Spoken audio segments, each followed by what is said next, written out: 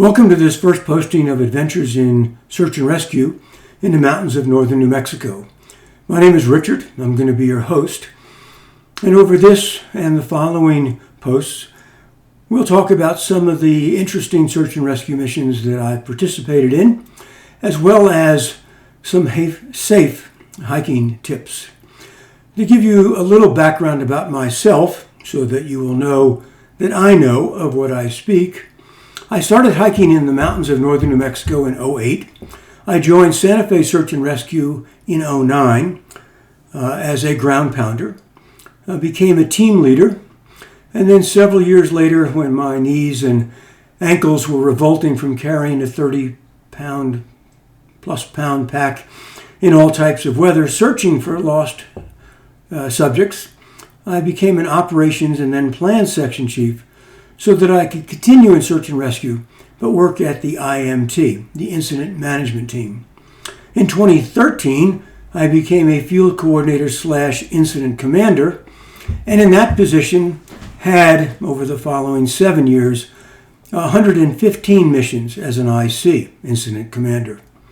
In addition, I've probably had close to 200 missions, all totaled, in search and rescue, and have been on easily over 1,500 hikes in the mountains of northern New Mexico. And to give you some idea of the area encompassed by this post and others, for search and rescue as well as for hikes, it covered the Santa Fe National Forest, the Carson National Forest, the Pecos Wilderness, the Sangre de Cristo Mountains, the Jemez Mountains, on occasion the Sandia Mountains, and not all of those 1,500 hikes, 1,500 plus hikes were different.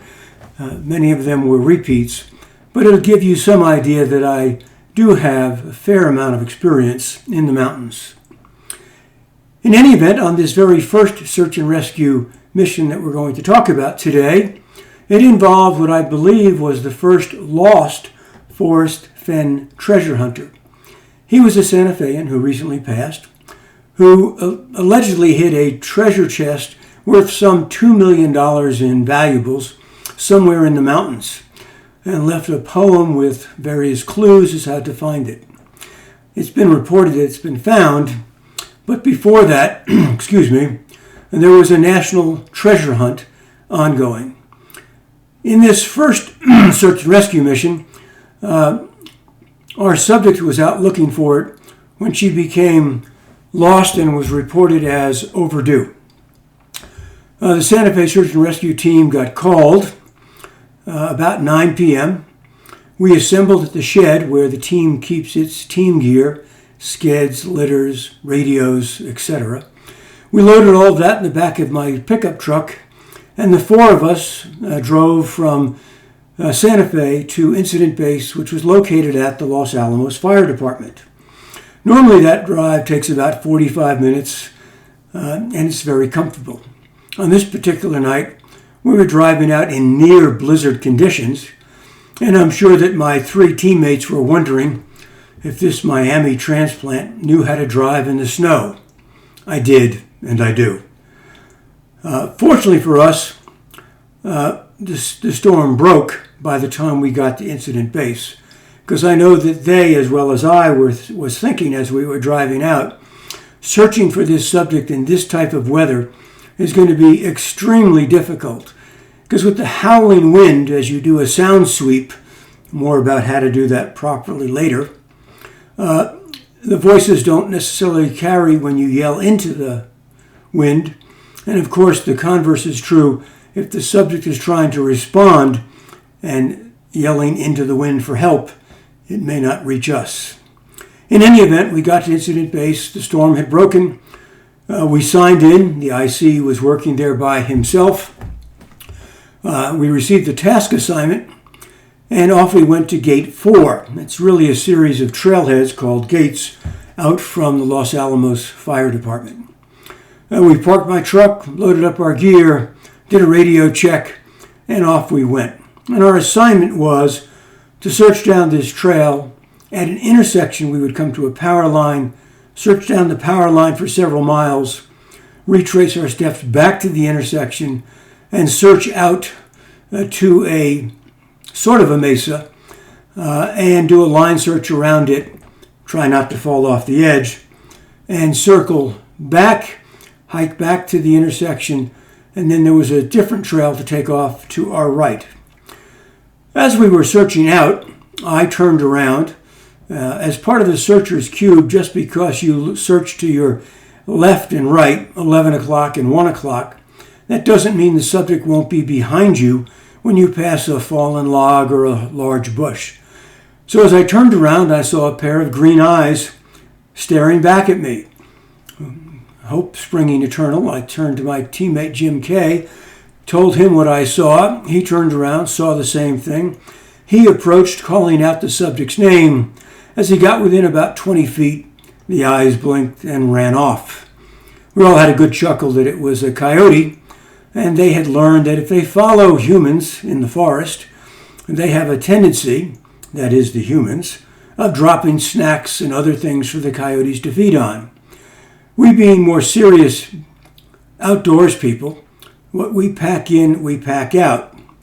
And after 3 or 4 miles of not dropping any food or scraps or such, the coyote realized that we weren't going to give anything for him or her to feed on.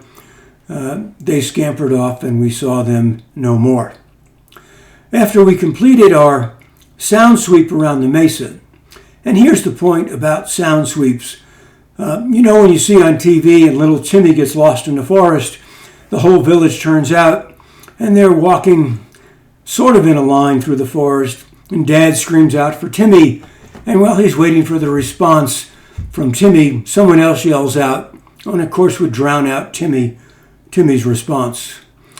A good sound sweep is conducted by the team leader when he lines his people up, turns the radios off, and tells them on 3, we will all yell out Timmy. He counts down, everybody yells out, and then he asks for an about face, probably not in a good military form, but then he repeated. And then they turn the radios back on. The reason for turning the radios off, obviously, is so that after you've called out for your subject and waiting for the response, you don't get radio chatter which might drown out that response.